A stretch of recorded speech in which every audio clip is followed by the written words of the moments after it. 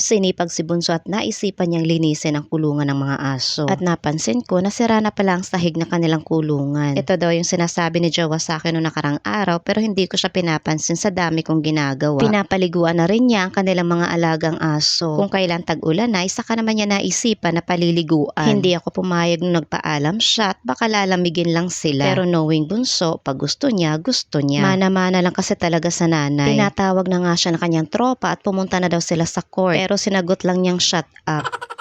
Dahil dumagdag na naman tayo na 1 taon ay kailangan na natin seryosohin ang pag-e-exercise. Thank you Lord sa another +1 ng aking buhay. Kahit 15 minutes lang siguro araw-araw ay pwede na. Ang mahalaga ay nilalabasan ako ng pawis.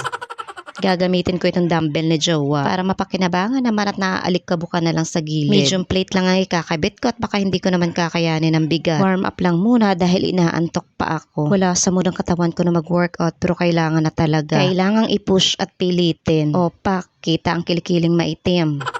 Okay lang yan, di naman titigil ang mundo kung maitim ang kilikili ko. Mas titigil ang mundo ko kung hindi ako nakakapag-exercise. Nga sa ngalay, besh.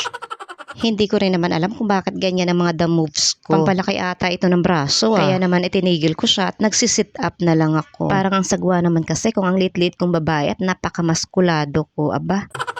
Pero masakit na talaga ang mga braso ko sa oras na yan. Nabigla kasi at ilang araw din ako hindi na nakakapag-exercise. Habang nagwo-workout ako ay nagluluto naman si ate sa kusina ng makakain namin. Medyo umaalwa na talaga ang buhay ng mga nanay kapag malaki na ang mga anak. Nakakatulong na sila sa mga gawaing bahay. Pagkatapos ay lumabas naman ako ng bahay para diligan ang aking mga orchids. At nakita ko nga itong maligalig naming ibon at itong mulberry tree na nagdahon na ulit. Ang bilis. 1 week pa lang nakalipas magmula nung kinalbo ko to. Sana nga na-stress na siya sa ginawa ko sa kanya.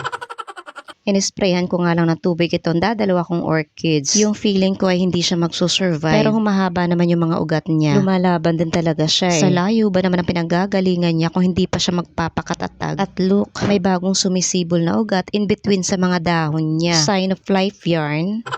Pero aalagaan ko talaga ito dahil balak ko siyang paramihin. At itong isa din na ito, kumakapit na rin yung ugat niya agad sa pader. Fighting talaga sila both.